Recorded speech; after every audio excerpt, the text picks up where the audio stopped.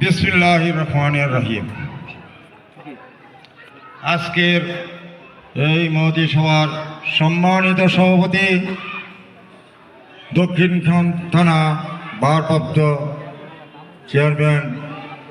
জনাব হেলাল উদ্দিন তালুকদার সাহেব, উপস্থিত আমাদের ঢাকা মহানগরের অত্যন্ত শক্তিশালী এবং সিনিয়র যুগ্ম আহ্বায়ক এবং ঢাকা মহানগরের উত্তরের কৃতি সন্তান এবং আগামী দিনের ভবিষ্যৎ আমাদের মহানায়ক তারেক রহমানের আস্থাভাজন,